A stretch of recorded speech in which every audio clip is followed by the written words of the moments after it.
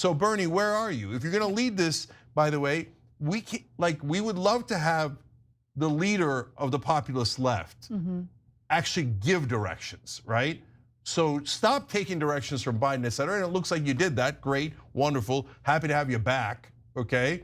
Now, when you say go against Democratic leadership, that it won't stand with the working class, that creates a party for the enormously powerful special interests that dominate our economy, our media, and our political life, then why do you keep going on CNN and going to New York Times and going to mainstream media and not coming on independent media that backed you all the way? All right, folks, today we're diving into TYT's take on Bernie Sanders, the so-called leader of the populist left. Cenk and Anna are on fire, ripping into Bernie's strategy, blasting the Democratic Party, and even pondering a third-party revolution. But is this revolution real, or is Bernie just playing a never-ending game of follow the leader? Stick around because we're going to unpack this drama, call out some major hypocrisies, and have a little fun while we're at it. So as always, let's get into it.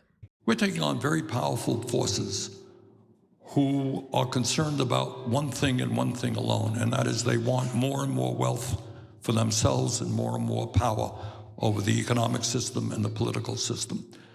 And the only way that I know how to defeat that is when we organize together, when we think creatively.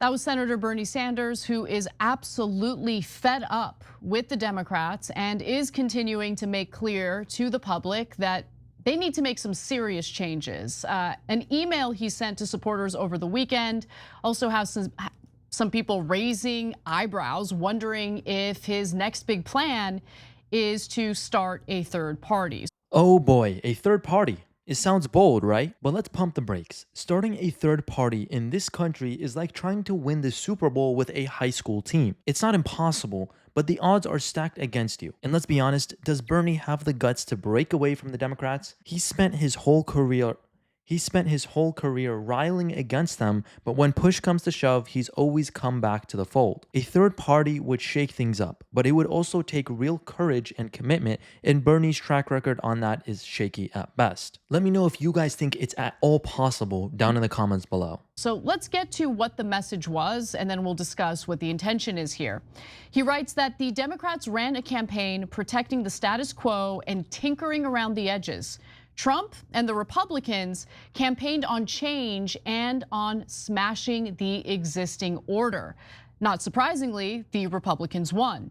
Unfortunately, the change that Republicans will bring about will make a bad situation worse and a society of gross inequality even more unequal, more unjust, and more bigoted. Will the Democratic leadership learn the lessons of their defeat and create a party that stands with the working class and is prepared to take on the enormously powerful special interests that dominate our economy, our media, and our political life? Highly unlikely. They are much too wedded to the billionaires and corporate interests that fund their campaigns. Given that reality, where do we go from here? That is the very serious question that needs a lot of discussion in the coming weeks and months. This is hilarious. The Democratic leadership learning lessons? That's like expecting a cat to learn calculus. They're not interested in standing with the working class. They're too busy standing with their billionaire donors and Silicon Valley's buddies. The Democrats would rather lose elections than lose the sweet corporate cash that keeps their campaigns afloat. Asking them to change is a waste of breath. If Bernie wants a working class revolution, he's going to have to do it without the DNC because they'll never truly be on his side.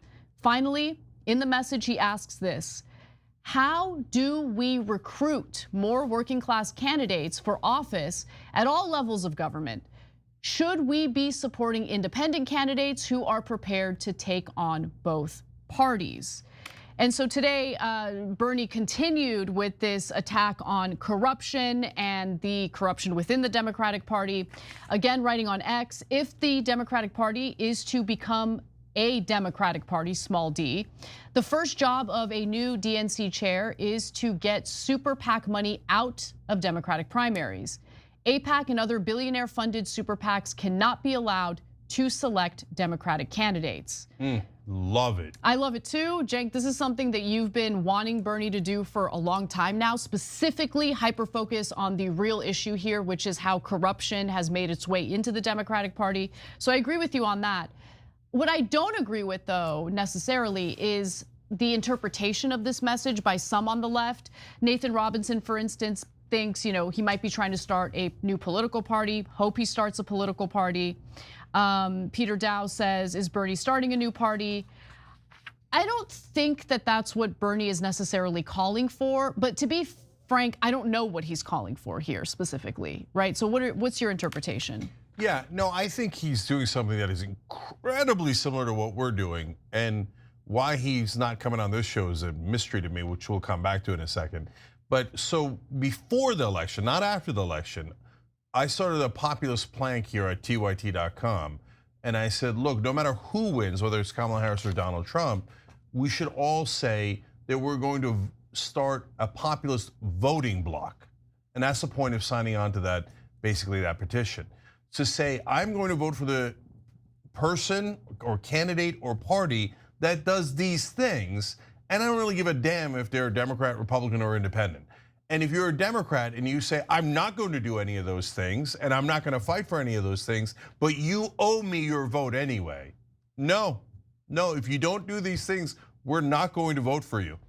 And so if that breaks your little corporate heart, that's for you to figure out what you're going to do with, not for us. Yeah. So because you never ever serve us, the voters, or your base, or populists. All you ever do is serve your corporate donors. So if you expect us to keep giving you votes when you never give us anything in return, there's a really short, well, I could say plank there, if you will. You can take a long walk off of it, okay? So what's in the populist plank, by the way? Real quick, no more wars, money out of politics, negotiate all drug prices, not 1 or 10 of them. Now this populist plank actually sounds like common sense. No more wars? Great. Money out of politics? Fantastic. But here's the harsh truth. These ideas are DOA in Washington. Why? Because both parties are addicted to the status quo. The Democrats and Republicans might argue on Twitter, but when it comes to actually protecting corporate interests, they're basically the same team. Bernie's list is popular with everyday Americans, sure, but popularity doesn't matter when the people in power are more interested in keeping their donors happy than representing their voters. Higher wages, like higher minimum wage, paid family leave, and ban private equity firms from buying residential property so we can keep housing prices low. Populist left agrees with that. Populist right agrees with that. Mainstream America agrees with that. Those are all above 2/3 in popularity. If you can't do popular things, it's not our fault for not voting for you. It's your fault for not earning that vote. I love that. Yep. So my guess is that Bernie's not coming on the show because we said that before the election, and we said it many times. And before the election, if I'm going to keep it real, and I love you, Bernie, and I love that you're doing this, but he was in the trust Biden camp. And that camp didn't work out too well, okay? And I think that he's going in this direction now because he feels burned by that camp. They made a lot of promises to him, and we said, we love you, brother, but we think you're being a little naive. Those are corporate guys. They're never going to do the things that they promised you, okay? And now it feels like he's come to the conclusion that we were right and he got burned by them. But whenever you're right in even if it's a mild critique of someone, saying, I know you've got good intent, I know you want to go in the good direction, right direction, but I think your strategy is off a little bit, usually they catch feelings. So Bernie, where are you? If you're going to lead this, by the way, we would love to have the leader of the populist left actually give directions, right? Where is Bernie? That's the million-dollar question. This guy built a whole movement, got millions fired up, and then what? Crickets. If Bernie wants to lead, then lead. Stop tiptoeing around Biden like he's your boss. It's like a quarterback refusing to call the play. Bernie, you can't lead a populist revolution by waiting for permission from the very establishment you're supposedly against. It's frustrating because the guy clearly has the passion and the ideas, but passion without actions is like owning a car with no gas. It's not going anywhere. So stop taking directions from Biden, etc. And it looks like you did that. Great, wonderful, happy to have you back, okay?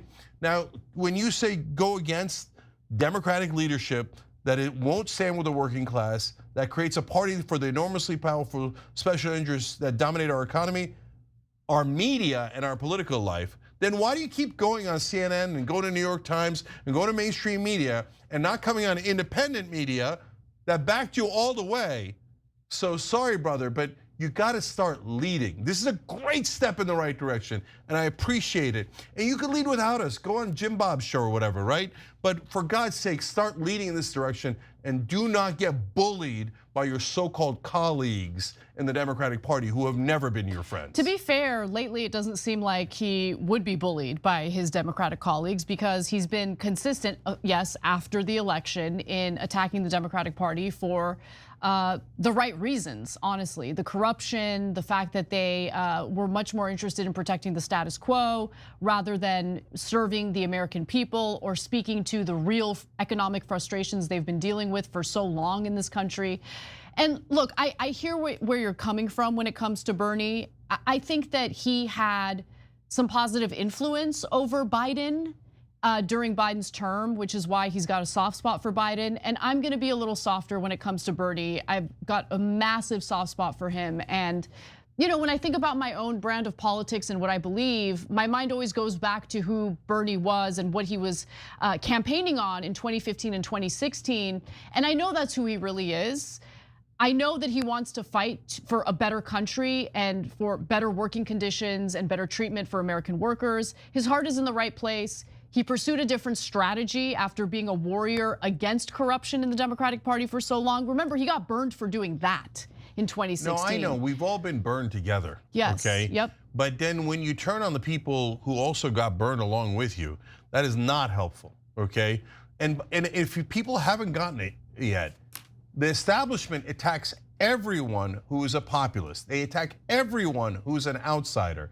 This is the core of the problem, and it's not just the Democrats. The entire establishment on both sides hates populists because populists are the only one who threaten their gravy train. Whether it's Bernie on the left or Trump on the right, they'll do everything in their power to crush anyone who doesn't toe the party line. Why? Because the status quo makes them rich. They don't care about fixing the system, they care about protecting it.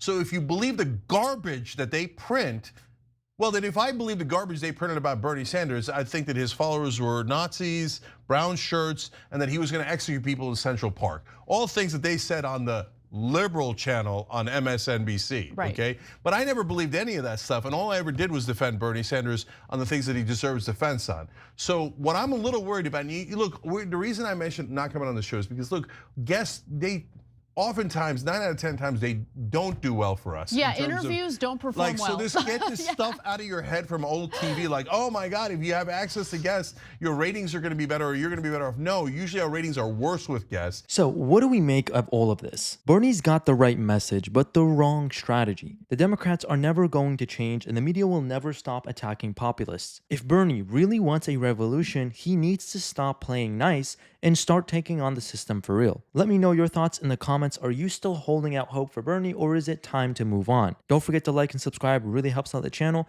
and we'll see you guys in the next one.